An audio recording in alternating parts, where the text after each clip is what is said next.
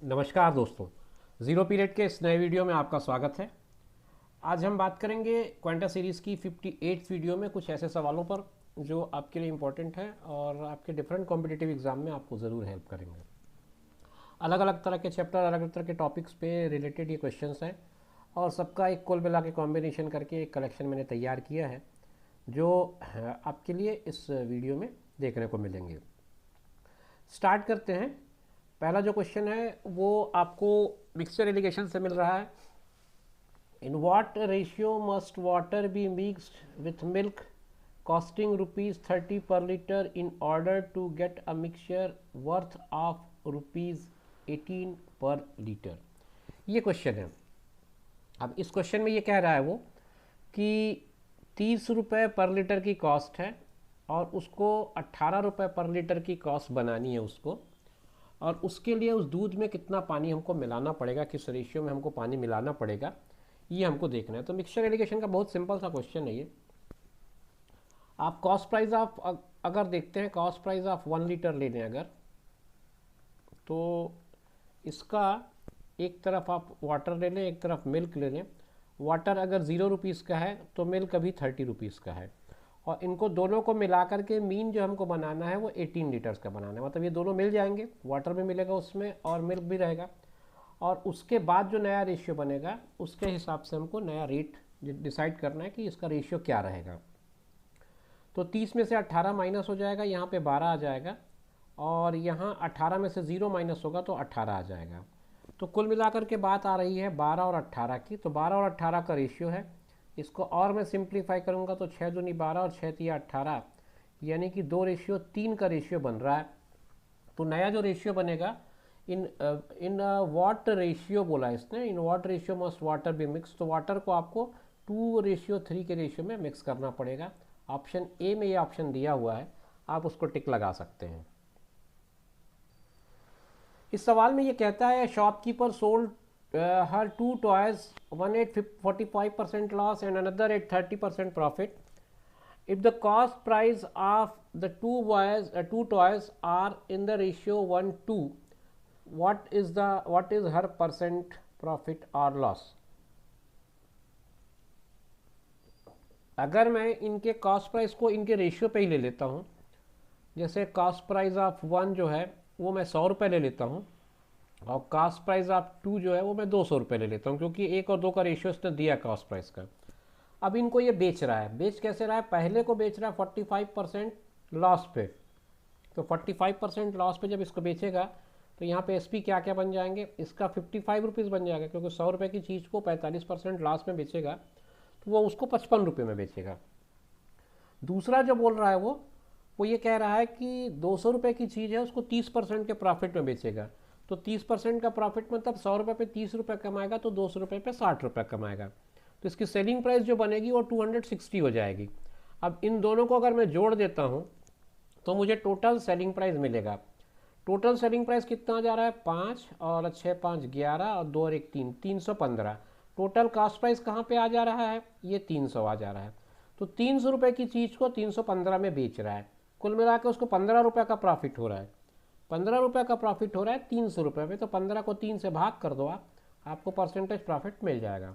तो 5% प्रॉफिट। अब प्रॉफिट क्यों आया, बात समझ में आ गई होगी आपको, क्योंकि कास्ट प्राइस से सेलिंग प्राइस बड़ी है, तो इसका मतलब इस केस में इसको प्रॉफिट हो रहा है। कॉस्ट प्राइस इसकी 300 रुपये थी, सेलिंग प्राइस इसकी 315 आई है। इसका मतलब selling price SP is greater than CP then profit only. ये ध्यान रखें, अगर छोटा होता तो लॉस होता। तो ये प्रॉफिट हो गया, लेकिन प्रॉफिट को उसने परसेंट में पूछा था, तो प्रॉफिट परसेंट का भी हमको पता है कि प्रॉफिट अपॉन सीपी इंटू 100 होता है। अब ये 300 का था तो 0 0 कट जा रहे हैं, इसलिए डायरेक्ट मैंने 3 से डिवाइड कर दिया ताकि आप अपना टाइम सेव कर पाएँ। इस क्वेश्चन को पढ़िए, क्वेश्चन थोड़ा लेंदी है, कैलकुलेशन भी थोड़ा लेंदी दिख रहा है मुझे। देखते हैं आगे हमको कैसे जाना है। 40% of A's annual salary is equal to 160% of B's annual salary. B's monthly salary, यहाँ देखिए, यहाँ पर एनुअल की बात किया है, यहाँ मंथली की बात किया है, ध्यान रखें। B's monthly salary is 80% of C's monthly salary. If C's annual salary is 12 lakh, what is A's monthly salary? तो आपको जो डाटा दिया है वो दिया है सीज एनुअल सैलरी। तो सी का जो एनुअल सैलरी है, सी एनुअल सैलरी जो है वो 12 लाख है, तो इसका मंथली जो होगा वो 12 से डिवाइड करने पे 1 लाख आ जाएगा। और उसके बाद बी का जो मंथली सैलरी है, सी का अपन ने निकाल लिया, ठीक है, सी इज एनुअल सैलरी 12 लाख, और उसके बाद फिर हमने उसका मंथली सैलरी निकाल दिया। इसी से एक बात ये भी निकल जा रही है कि बी की मंथली सैलरी जो है इसकी 80% है, तो बी का जो मंथली सैलरी है वो हो जाएगा 80,000। तो ये दो चीज़ें अपने को मिलके आ गई हैं, सी की मंथली सैलरी आ गई है, बी की मंथली सैलरी आ गई है। फिर आगे जो दिया है वो बी के एनुअल सैलरी को दिया है ए के एनुअल सैलरी के रिस्पेक्ट में। तो बी का जो मंथली सैलरी है उसको एनुअल में कन्वर्ट करो आप, तो बी के मंथली सैलरी को ए के एनुअल सैलरी में कन्वर्ट, बी के एनुअल सैलरी में कन्वर्ट करोगे तो 12 का मल्टीप्लाई करना पड़ेगा, ठीक है। अब ये जो है वो और ए का एनुअल सैलरी, इन दोनों का एक रिलेशन दिया है। वो कहता है कि 40% of B's annual, sorry A's annual, 40% of A's annual ना, सॉरी बी नहीं है, ए है, A's annual salary is equal to 160% of B's annual salary, ये चीज़ दी गई है। तो अब इसको हम सिंप्लीफाई कर लेते हैं। 40% मतलब 40/100 हो गया। अब एज एनुअल सैलरी कितनी है, एज एनुअल सैलरी हमारे पास नहीं है, वही हमको निकालना है, ठीक है। और ये है 160%, तो 160/100। अब बीज एनुअल सैलरी है 80,000 इंटू 12, ठीक। इतनी चीज़ें आपके पास हैं। अब आपको यहाँ से सिंप्लीफिकेशन करना है। मैं डिफरेंट इंक यूज़ कर लूँ ताकि क्लियर हो सके बातें। पहले तो ये 100 यहीं कैंसिल हो जा रहे हैं, ये वाला 0 इस 0 से कैंसिल कर दो, 4 से इसको 4 बार कैंसिल कर दो, हो गया कैंसिलेशन का काम पूरा। तो अब एज एनुअल कितना आ जा रहा है ये देख लो आप, ये आ जा रहा है 4, फिर 80,000 और फिर 12। तो ए का हमको एनुअल ही पूछा है क्या, नहीं मंथली पूछा है। तो एज मंथली हमको निकालना है अगर, तो हम इसको 12 से भाग कर देंगे, तो ये ऑलरेडी इतना है, इसको 12 से डिवाइड कर दो तो 12 कट जाएंगे, और 8 चौक 32, 3,20,000, ये आपका आंसर आना चाहिए। यस, ऑप्शन सी दिया हुआ है, ऑप्शन सी में 3,20,000 है, यही आपके क्वेश्चन का आंसर हो जाएगा। क्लियर है। कैलकुलेशन थोड़ा लंबा दिख रहा है, डाटा लंबा दिख रहा है, पर सारे डाटा में आपको 0 ज़्यादा मिलेंगे, तो कैंसिलेशन के चांसेस अच्छे हैं। और मंथली और एनुअली ये दो चीज़ बार बार इसमें कंफ्यूज किया, उसको थोड़ा सा ध्यान रखेंगे, आप क्वेश्चन को बहुत बारीकी से पढ़ेंगे। क्वेश्चन नंबर को देखिए, ये कहता है a candidate scoring 50% in an examination fails by 60 marks, मतलब 50% उसने स्कोर किया है लेकिन वो 60 नंबर से फेल हो गया।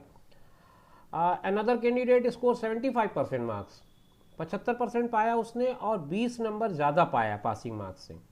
तो जो पासिंग मार्क्स का रिलेशन है वो कुछ ऐसा है कि एक बंदा 50% पा रहा है, एक बंदा 75% पा रहा है। इन दोनों के बीच का जो डिफरेंस है वो 60 मार्क ज़्यादा और 20 मार्क ज़्यादा और 60 मार्क कम का है।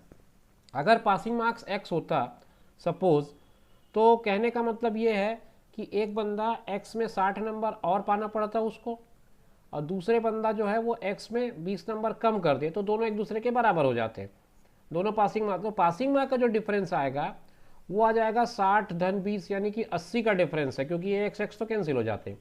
तो जो डिफरेंस ऑफ पासिंग मार्क्स है ये आपका 80 है, ये डिफरेंस ऑफ मार्क्स है।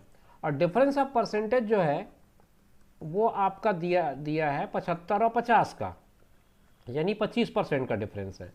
मतलब किसी चीज़ का 25% 80 है तो उसका 100% कितना होगा, 4 टाइम हो जाएगा, तो ये हो जाएगा 320। मतलब ये टोटल मार्क्स जो आ रहा है, ये टोटल मार्क्स हैं उसके एग्ज़ाम के, ये है टोटल मार्क्स 320। अब इस पर से आपको निकालना है कि बच्चे को पास होने के लिए कितना मार्क्स चाहिए, फाइंड मिनिमम पासिंग मार्क्स, ये आपको चाहिए। अब मिनिमम पासिंग मार्क्स कैसे निकालें हम, candidate scoring 50% of an examination fails by 60 marks, तो इसका 50% मार्क्स आप अगर निकालते हैं तो वो हो जाता है 320 का 160, और वो 60 नंबर से फेल हो गया। मतलब उसको 220 नंबर पाना था तो वो पास हो जाता। तो आप 220 देखिए कहीं पे है क्या, यस 220 लास्ट ऑप्शन में दिया है, तो 220 इसका पासिंग मार्क्स हो जाएगा। मेरा ख्याल है क्लियर हो गया होगा, ज़्यादा दिक्कत नहीं था इसमें। एक तो आपने ये रिलेशन देख लिया कि दोनों के बीच का जो परसेंटेज का डिफरेंस है वो 25 है, और दोनों के बीच के जो मार्क्स का डिफरेंस है वो 80 है। एक 60 कम पाया है, एक 20 ज़्यादा पाया है।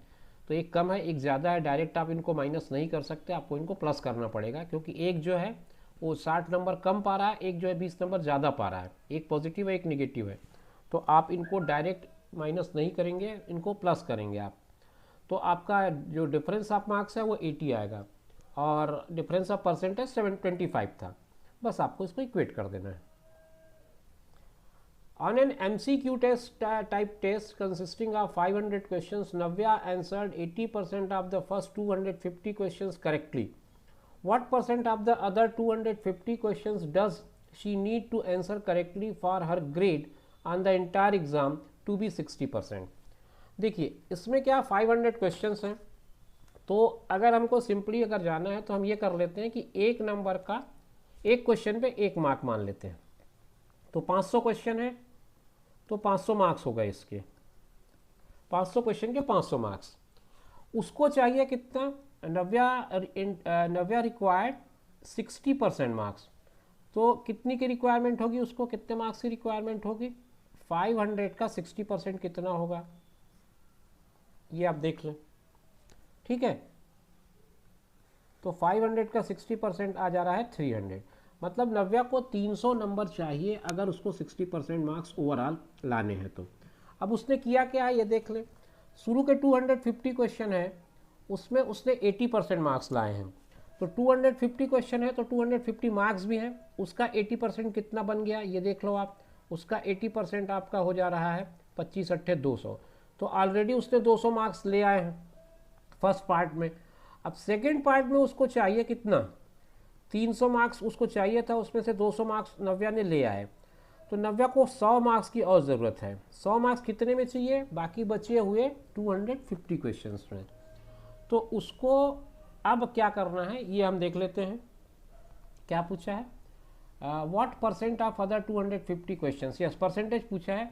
तो अब रिक्वायर्ड परसेंटेज हम निकाल लेते हैं इसका। 100 मार्क्स चाहिए out of 250 questions, out of 250 marks, क्योंकि 250 क्वेश्चन ही है 250 मार्क्स भी है। ये आपका कैंसिल कर दिया, 25 से इसको कैंसिल किया, 25 चौक 100, 100 और 4 और 10 का गुणा करेंगे तो 40%। तो 40% का आपको ज़रूरत पड़ेगा व्हाट परसेंट ऑफ मार्क्स। तो आपका आंसर आ जाएगा 40%। ये बहुत सिंपल क्वेश्चन है, आप इसको 1 मार्क करके ही चलिएगा, आसानी से बनेगा क्वेश्चन। मेंसुरेशन से रिलेटेड एक क्वेश्चन देख लेते हैं। The inner circumference of a circular car racetrack 75 meter wide is 2640 meter. Find radius of the outer circle. मतलब बात कुछ ऐसा है कि एक ऐसा सर्कुलर ट्रैक है, कुछ इस तरह का मान लेते हैं हम लोग, ये ट्रैक है, इसकी विड्थ जो है वो 75 है, और इनर सर्कमफ्रेंस जो है वो 2640। इनर सर्कमफ्रेंस का मतलब ये वाला पार्ट। तो ये अगर इसका सेंटर है तो इसका इनर रेडियस इतना होगा, और आउटर रेडियस मुझे अगर चाहिए होगा तो इस पार्ट में ये 75 मैं ऐड कर दूंगा तो मुझे आउटर रेडियस मिल जाएगा। मुझे आउटर रेडियस पूछा है उसने, find radius of outer circle, मतलब आउटर रेडियस पूछा है। तो आउटर रेडियस जानने के लिए मुझे इनर रेडियस पता करना पड़ेगा, और इनर रेडियस जानने के लिए मुझे सर्कमफ्रेंस पता होनी चाहिए जो कि दिया है। तो सर्कमफ्रेंस के बेस पे हम इनर रेडियस निकाल लेते हैं। जब इनर रेडियस निकल जाएगा तो उस पर 75 ऐड कर देंगे, हमारा रिक्वायरमेंट पूरा हो जाएगा। तो आपको पता होगा सर्कमफ्रेंस का फार्मूला क्या होता है, मैं यहाँ लिख देता हूँ जो लोग नहीं जानते उनके लिए। सर्कमफ्रेंस ऑफ सर्कल ये होता है 2 पाई आर, जहाँ आर रेडियस होता है। तो c is equal to 2 pi r होता है, और c मतलब 2640 आपको दिया हुआ है, 222/7 है, r मुझे नहीं पता है। ये 2 से तो कैंसिल हो जा रहा है, यहाँ यहीं पे 1320 हो जाता है, और फिर ये 2 से कैंसिल हो जाता है, तो 2 छक्के 12 बचा, 1 2 छक्के 12 फिर, और फिर 11 से और कैंसिल हो जाता है 60। ठीक, तो ये कैंसिल हो गया और यहाँ का 7 बचा है। तो फाइनली आर की जो वैल्यू आ रही है 60 गुणित 7, 6 सत्ते 42, 420। ये जो आ रहा है ये इनर रेडियस है, ये ध्यान दें, ये इनर रेडियस है। तो आउटर रेडियस आपको चाहिए। आउटर रेडियस के लिए आप क्या करेंगे, ये 420, ये वाला पार्ट, ये वाला 420 है, इसमें आपको ये 75 प्लस करना पड़ेगा। तो ये 75 इसमें आप प्लस कर दो। तो जब आप इसमें 75 प्लस करेंगे तो ये 5, 7 और 2 9 हो जाएगा और ये 4 हो जाएगा। 495 मीटर। यस, फर्स्ट ऑप्शन दिया हुआ है, फर्स्ट ऑप्शन ही आपका करेक्ट ऑप्शन है, आप इसमें टिक लगा सकते हैं। तो ये कुछ क्वेश्चन थे जो अलग अलग टाइप के चैप्टर से हमने लिए हुए थे और अलग अलग टॉपिक पे हमने डिस्कशन किया है। आपको उम्मीद करता हूँ पसंद आया होगा। अगर आपको पसंद आया हो तो आप इसको लाइक कर सकते हैं और शेयर भी कर सकते हैं। अगर आपको अच्छा लग रहा हो तो कमेंट्स में ज़रूर बताइएगा आपको वीडियो कैसा लगा। नेक्स्ट वीडियो में हम आपसे फिर मुलाकात करेंगे, तब तक के लिए टेक केयर, बाय बाय।